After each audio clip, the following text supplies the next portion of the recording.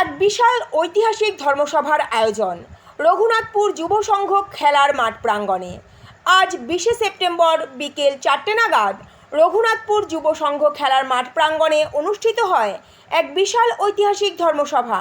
স্বামী নিশ্চলানন্দ সরস্বতী মহারাজের আদেশে এই ধর্মসভার আয়োজন করা হয়। ধর্মসভার নামকরণ করা হয় শঙ্করম লোক শঙ্করম। সভার বিষয়বস্তু ছিল মূলত হিন্দু ধর্মসভা ও সাধুসন্ত সম্মেলন। শ্রী দেবাশিস গোস্বামী মহাশয় সকল ভক্ত শিষ্য এবং ধর্মপ্রাণ মানুষদের এই ধর্মসভায় সাদর আমন্ত্রণ জানান। গুরুজির সভাপতি আদিত্য বাহিনী তার বক্তব্যে জানান, সনাতন ধর্মের প্রচারের এবং প্রসারের জন্য গুরুদেব সারা বছর ভারতবর্ষের বিভিন্ন জায়গায় ধর্মপ্রচার অনুষ্ঠান করে থাকেন।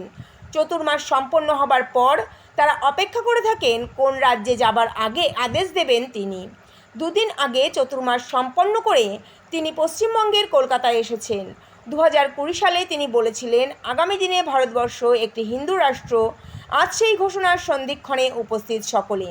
তার কলকাতায় আসার উদ্দেশ্য হিন্দু ধর্ম প্রচার এবং পশ্চিমবঙ্গ বা ভারতবর্ষের মানুষকে ধর্ম সংক্রান্ত বিভিন্ন তথ্য প্রদান, যা ভারতবর্ষ তথা পশ্চিমবঙ্গের মানুষকে আগামী দিনে আরও এগিয়ে নিয়ে যাবে।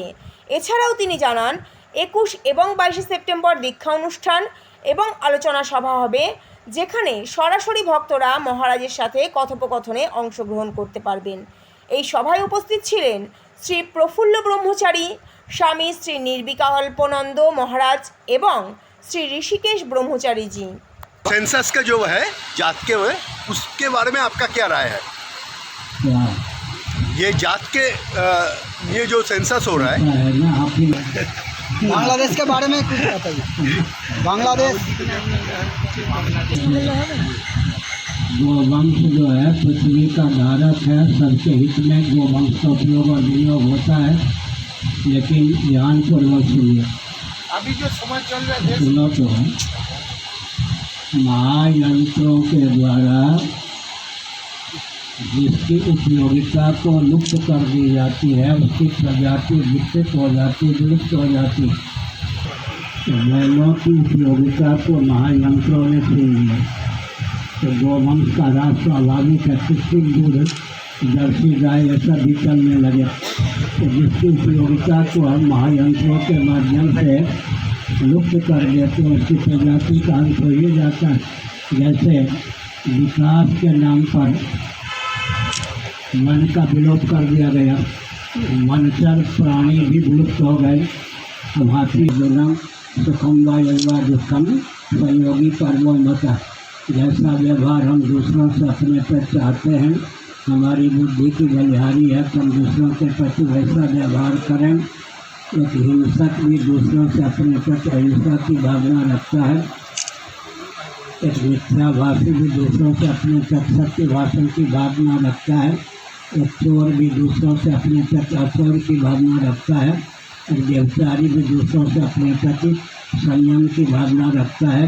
एक लुटेरा भी दूसरों से अपने प्रति अपरिग्रह की भावना रखता है। समान नागरिकता का अर्थ है मानवता शील की रक्षा, अर्थात आत्मना प्रतिकूलानि परेशान न करें। जैसा व्यवहार हम दूसरों से अपने पर चाहते हैं, हमारी बुद्धि की बलिहारी है, वैसा व्यवहार दूसरों के प्रति करें। अर्थात राष्ट्र के हित में ही सबकी प्रीति प्रवृत्ति और राष्ट्रद्रोह की धारा में कोई रहने वाला न हो। আপনার যে অনুষ্ঠান ধর্মীয় অনুষ্ঠানটা করছেন তার ব্যাপারে আপনি কিছু বলুন।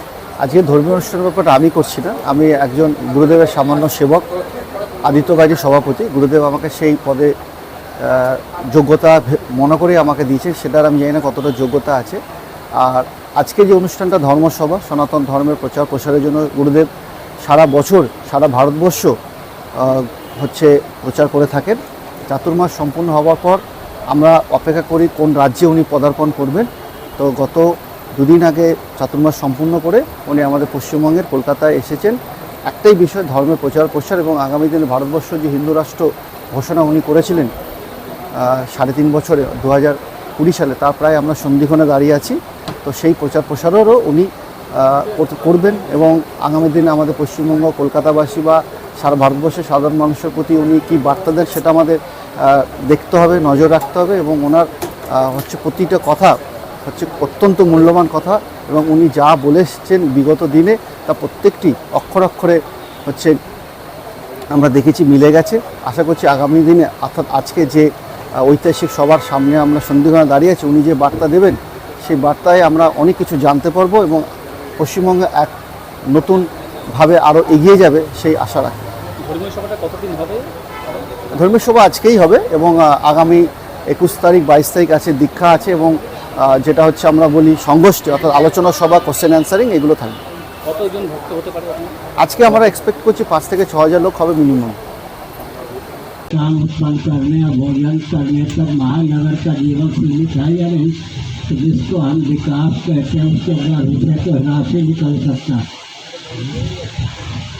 अभी जो हिंदू है पहले वो सनातनी थे ना, तो अभी हिंदू शब्द उठा देना चाहिए कि सनातनी रखना चाहिए?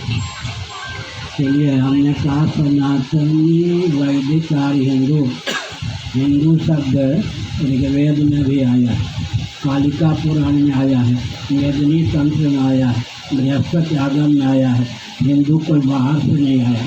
हिंदू शब्द भी होता है, हिंदू शब्द भी होता है। हिंदू जब कहते हैं तो जैसे भाजपा, भारतीय जनता पार्टी, सपा कहते हैं, समाजवादी पार्टी। हिंदू शब्द का अर्थ होता है हिमालय से लेकर इंद्र सरोवर पर्यंत, मानसरोवर से लेकर कन्याकुमारी पर्यंत का जो भूभाग है वो हिंदुस्तान है। तो हिंदू कहते हैं हिंदुता, शिक्षता, दरिद्रता का अपनोदन कर दे।